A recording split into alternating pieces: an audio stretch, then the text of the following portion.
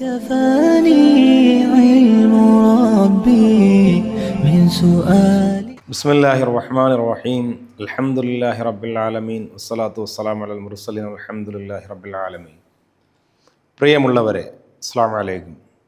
ആധുനിക വൈദ്യശാസ്ത്രത്തിൻ്റെയും ആധുനിക ടെക്നോളജിയുടെയും മനുഷ്യൻ ഔന്നത്യത്തിൽ നിൽക്കുമ്പോഴും കടുത്ത മാനസിക സമ്മർദ്ദങ്ങളിലൂടെയും ആത്മീയ ശൂന്യതയിലൂടെയും കടന്നുപോയിക്കൊണ്ടിരിക്കുന്ന ഒരു കാലഘട്ടമാണിത്. വിഷാദവും സമാധാനമില്ലായ്മയും മനുഷ്യൻ്റെ ജീവിതത്തെ സാരമായി ബാധിച്ചു കൊണ്ടിരിക്കുന്ന ഒരു അപൂർവയിനം കാലഘട്ടം. ഈ ഒരു സാഹചര്യത്തിൽ ഭൗതിക ചികിത്സകൾക്കപ്പുറം മനസ്സിന് ശാന്തിയും ശരീരത്തിന് സൗഖ്യവും നൽകുന്ന ആത്മീയ ചികിത്സകളെക്കുറിച്ച് സമൂഹത്തിൽ ചർച്ച ചെയ്യപ്പെടാറുണ്ട്. ഇതിൽ ഏറ്റവും പ്രധാനപ്പെട്ട ഒന്നാണ് റുഖിയ ശർഇയ്യ അഥവാ ഖുർആനിക സൂക്തങ്ങളും പ്രവാചക വചനങ്ങളും ഉപയോഗിച്ചുകൊണ്ടുള്ള ആത്മീയ ചികിത്സ. എന്നാൽ റുഖിയയുടെ പേരിൽ ഒട്ടനവധി വ്യാജന്മാരും കള്ളമന്ത്രവാദികളും ജനങ്ങളെ ചൂഷണം ചെയ്യുന്ന കാഴ്ചയും നമ്മൾ കണ്ടുകൊണ്ടിരിക്കുകയാണ്. ഈ ഒരു സാഹചര്യത്തിൽ റുഖിയ ശർഇയ്യയെ കുറിച്ച് ഒരുപാട് തെറ്റിദ്ധാരണകൾ ജനങ്ങളുടെ മനസ്സിൽ ഉണ്ടാകാറുണ്ട്. എന്താണ് യഥാർത്ഥത്തിൽ റുഖിയ ശർഇയ്യ? ഇസ്ലാമിക പ്രമാണങ്ങളുടെ അടിസ്ഥാനത്തിൽ ഇതിൻ്റെ വിധി എന്താണ്? ആധുനിക മെഡിക്കൽ സയൻസും റുഖിയയും എങ്ങനെ ഒത്തൊരുമപ്പെട്ടു പോകുന്നു? വ്യാജന്മാരെ അല്ലെങ്കിൽ വ്യാജ മന്ത്രവാദികളെ എങ്ങനെ നമുക്ക് തിരിച്ചറിയാം? എന്നീ വിഷയങ്ങളിൽ മറുപടി പറയുവാൻ, പ്രമാണബദ്ധമായി എല്ലാ സംശയങ്ങൾക്കും നിവാരണം ചെയ്യുവാൻ ഇന്ന് നമ്മോടൊപ്പമുള്ളത് ഈ രംഗത്ത് ആത്മീയ ചികിത്സയുടെ രംഗത്ത് ആഴത്തിൽ ഗ്രാഹ്യവും 10-15 വർഷത്തോളം ചികിത്സ എക്സ്പീരിയൻസുമുള്ള പ്രമുഖ റാഖി ഹുസൈൻ മന്നാനി MFB അവറുകളാണ്. അദ്ദേഹവുമായുള്ള ഒരു സവിശേഷമായ അഭിമുഖത്തിലേക്ക് നമുക്ക് പ്രവേശിക്കാം. ബിസ്മില്ലാ വൽഹംദുലില്ലാഹ് വസ്സലാത്തു വസ്സലാമു അലാ റസൂലില്ലാഹ് വഅലാ ആലിഹി വസ്വഹ്ബിഹി അജ്മഈൻ അമ്മാ ബഅദ്. പ്രിയമുള്ളവരെ, സഹോദരൻ ഇർഷാദ് മൗലവി സൂചിപ്പിച്ചതുപോലെ കുറച്ച് ചോദ്യങ്ങളുടെ നിവാരണമാണ് നമ്മൾ ഈ പ്രോഗ്രാമിലൂടെ ഉദ്ദേശിക്കുന്നത്. നമ്മുടെ ശ്രോതാക്കൾ നിരീക്ഷിച്ചിട്ടുള്ള പ്രോഗ്രാമുകൾ, അതിൽ നിന്ന് ഉടലെടുത്ത് വന്നിട്ടുള്ള അവരുടെ ചോദ്യങ്ങൾ, അത് സംഗ്രഹിച്ചുകൊണ്ട് ആ ചോദ്യങ്ങളുടെ നിവാരണമാണ് ഈ പ്രോഗ്രാമിൽ നാം വ്യക്തമാക്കുന്നത്. ചോദ്യങ്ങൾക്ക് വേണ്ടി പ്രിയ സഹോദരനും സുഹൃത്തുമായ ഇർഷാദ് മൗലവിയെ സ്വാഗതം ചെയ്യുന്നു. സാർ, നമുക്ക് ആദ്യമായിട്ട് നമ്മളുടേക്ക് ഏറ്റവും കൂടുതൽ എത്തപ്പെട്ട ചോദ്യം എന്ന് പറയുന്നത്, ഈ ആത്മീയ ചികിത്സയുമായിട്ട് അല്ലെങ്കിൽ റുഖിയ ശർഇയ്യയുമായിട്ട് ഇസ്ലാമിക പ്രമാണങ്ങളുടെ ഏറ്റവും അടിസ്ഥാന ഗ്രന്ഥമാണല്ലോ പരിശുദ്ധമായ ഖുർആൻ. ഈ ഖുർആനിൽ ഈ റുഖിയയെക്കുറിച്ച് എന്തെങ്കിലും പ്രതിപാദനം, അത് നടത്തിക്കൂടെ എന്നുള്ള രീതിയിലുള്ള ഏതെങ്കിലും ഒരു വചനമോ അല്ലെങ്കിൽ തെളിവോ ഉസ്താദിന് ഇതിൽ പ്രതിപാദിപ്പിക്കാൻ പറ്റുമോ? പ്രിയമുള്ളവരെ, നമ്മുടെ പ്രോഗ്രാമുകൾ നിരീക്ഷിച്ചിട്ടുള്ളവർക്ക് വളരെ വ്യക്തമായി അറിയുന്ന കാര്യമാണ് അതിൻ്റെ പ്രാമാണികത. അത് വിശദീകരിക്കപ്പെട്ടിട്ടുണ്ട്. പ്രിയമുള്ളവരെ, വളരെ വ്യക്തമായിട്ട് നമുക്ക് ഈ സബ്ജക്റ്റ് കൃത്യമായി ഖുർആനിൽ നിന്ന് തന്നെ ഇതിൻ്റെ പ്രാമാണികത ഉദ്ധരിക്കാൻ കഴിയും. സൂറത്തുൽ ഇസ്രായിലെ 82-ാമത്തെ വചനം, അഊദു ബില്ലാഹി മിനശ് ശൈത്താനിർ റജീം ബിസ്മില്ലാഹിർ റഹ്മാനിർ റഹീം വനുനസ്സിലു മിനൽ ഖുർആനി മാ ഹുവ ശിഫാഉൻ വറഹ്മത്തുൻ ലിൽ മുഅ്മിനീൻ. മുഅ്മിനീങ്ങൾക്ക് ശിഫയും റഹ്മത്തുമായിട്ടുള്ളത് നാം ഖുർആനിലൂടെ അവതരിപ്പിച്ചിരിക്കുന്നു. അതായത് വിശ്വാസികളെ സംബന്ധിച്ചിടത്തോളം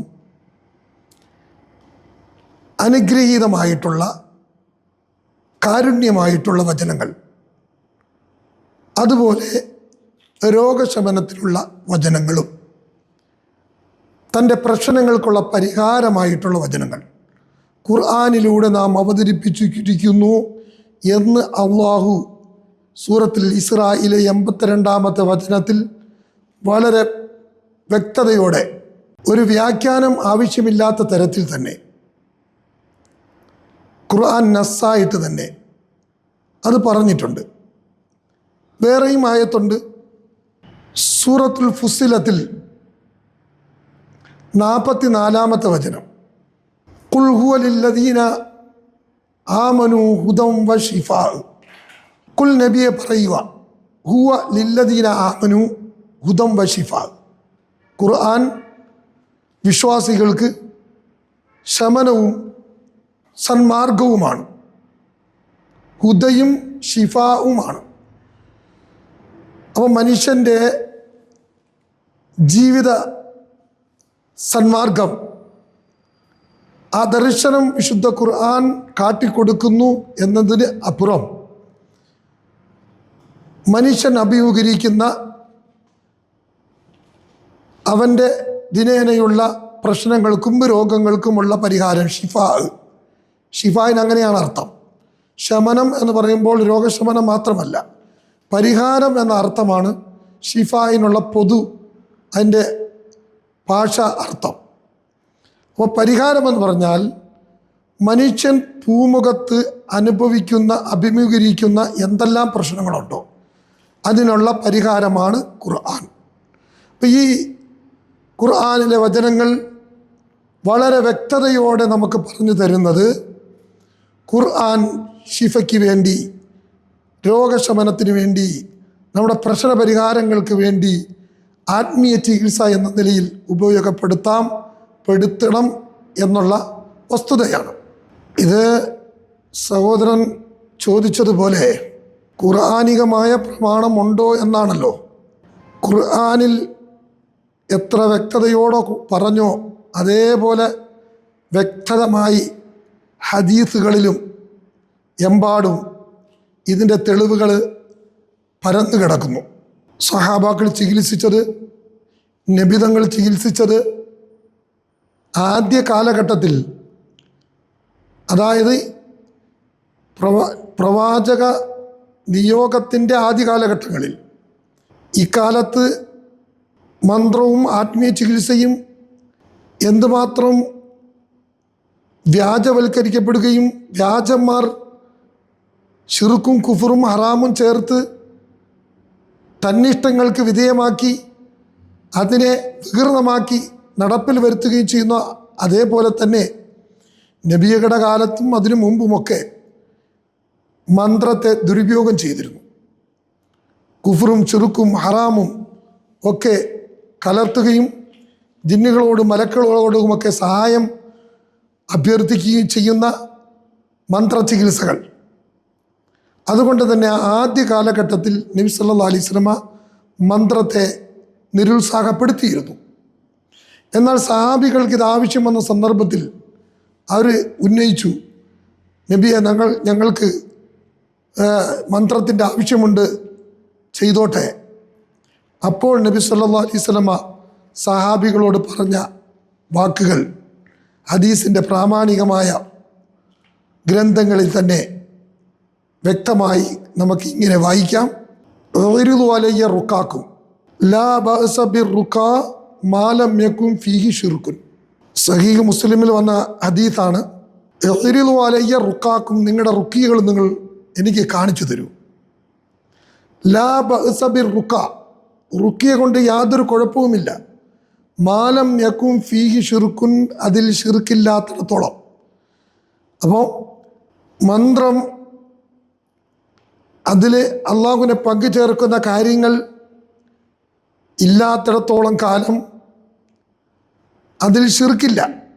ഇപ്പം നബി തങ്ങളുടെ കാലഘട്ടത്തിൽ വിവിധ തരത്തിലുള്ള മന്ത്രങ്ങൾ നിലനിന്നിരുന്നു. പലതിലും ശിർക്കും കുഫ്റുമൊക്കെ ഉണ്ടായിരുന്നു. അത് നബിതങ്ങൾ പഠിപ്പിച്ച മന്ത്രങ്ങളാണെങ്കിൽ നബിതങ്ങൾക്കത് പ്രത്യേകം പരിശോധിക്കേണ്ട ആവശ്യമില്ല. പക്ഷെ ഉണ്ടായിരുന്ന മന്ത്രങ്ങളെ തന്നെ നബിതങ്ങൾ പരിശോധിച്ചു, അതിൽ ശിർക്കില്ലെന്ന് ഉറപ്പുവരുത്തി. സ്വഹാബത്തിന് അനുവാദം നൽകിയ സംഭവമാണ്. റുക്കാക്കും ലാബിറുക്ക മാലമ്യക്കും ഫീഹി ഷിർക്കുൻ എന്ന വചനം കൊണ്ട് ലക്ഷ്യമാക്കുന്നത്. പണ്ഡിതന്മാരുടെ വിശദീകരണം അങ്ങനെയാണ്. ഹദീസിലും ഖുർആനിലും നമുക്ക് തെളിവായി. ഇവിടെ നിരവധി ഹദീസുകൾ ഇനി നമുക്ക് ഉദ്ധരിക്കാൻ കഴിയും. ഇൻഷാ അല്ലാഹ് ഈ വിഷയ സംബന്ധമായി ഒരുപാട് കാര്യങ്ങൾ നമുക്ക് ഹദീസിൽ നിന്ന് ഉദ്ധരിക്കേണ്ടതുണ്ട്, പറയേണ്ടതുണ്ട്. അപ്പോൾ എല്ലാം ഇത്തരം തെളിവുകൾ നമുക്ക് അവിടെയൊക്കെ കാണാൻ സാധിക്കും. ഉസ്താദ്, ഈ പറഞ്ഞതിൻ്റെ അടിസ്ഥാനത്തിൽ ഖുർആനിലും ഹദീസിലും നമുക്ക് വ്യക്തമായ തെളിവുകൾ നമുക്ക് കിട്ടിയിട്ടുണ്ട്. എന്നിരുന്നാൽ തന്നെയും നമ്മുടെ 4 ഇമാമിയങ്ങൾ, മദ്ഹബിൻ്റെ 4 ഇമാമിയങ്ങൾ, കർമ്മശാസ്ത്രത്തിലെ 4 ഇമാമിയങ്ങൾ, ഈ ഇമാമിയങ്ങളുടെ അഭിപ്രായങ്ങൾ എന്താണ് എന്ന് നമ്മളെ വീക്ഷിച്ചുകൊണ്ട് നമ്മുടെ സഹോദരങ്ങൾക്ക് അറിയാൻ ഒരുപാട് താല്പര്യപ്പെടുന്നുണ്ട്. അതിനെ സംബന്ധിച്ച് അവരെന്തെങ്കിലും ആ ഫഖയിൽ എന്താണ് പറഞ്ഞ, കർമ്മശാസ്ത്രപരമായിട്ടുള്ള ഗ്രന്ഥങ്ങൾ എന്താണ് പ്രതിപാദിച്ചിരിക്കുന്നത്, അതൊന്ന് വിശദമാക്കാമോ ഉസ്താദ്? പ്രിയമുള്ളവരെ, ഖുർആനും ഹദീസും നമ്മൾ ഉദ്ധരിച്ചു കഴിഞ്ഞു. അപ്പോൾ സ്വാഭാവികമായി ഈ ഖുർആനും ഹദീസും ഒക്കെ നമുക്ക് വിശദീകരിച്ച് തന്നിട്ടുള്ള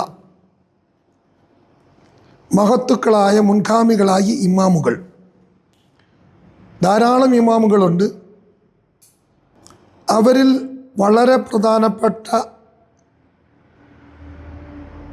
ഇമാമുകളാണല്ലോ മദ്ഹബിൻ്റെ 4 അറിയപ്പെട്ട മദ്ഹബുകളുടെ ഇമാമുകൾ. ആ ഇമാമുകളുടെ വീക്ഷണവും അവരുടെ താല്പര്യവും റുഖിയെ സംബന്ധിച്ച് എന്തായിരിക്കും? നിങ്ങളിൽ പലരും ഉന്നയിച്ച ആ ചോദ്യം തീർച്ചയായും വിശദീകരിക്കേണ്ടത് തന്നെയാണ്. നമ്മുടെ കേരളത്തിൽ ബഹുഭൂരിപക്ഷം ആളുകളും പിന്തുടരുന്ന, ശ്രദ്ധിക്കുന്ന ഇമാം ഷാഫി റഹ്മത്തുള്ളാഹി അലൈഹിയുടെ അഭിപ്രായം അൽ-ഉമ്മ എന്ന ഇമാം ഷാഫിയുടെ തന്നെ ഗ്രന്ഥത്തിൽ ഖുർആൻ കൊണ്ടും അള്ളാഹുവിനെ സ്മരിക്കുന്ന ദിക്റുകൾ കൊണ്ടും മന്ത്രിക്കൽ അനുവദനീയമാണെന്ന് വ്യക്തമായി നമുക്ക് കാണാം.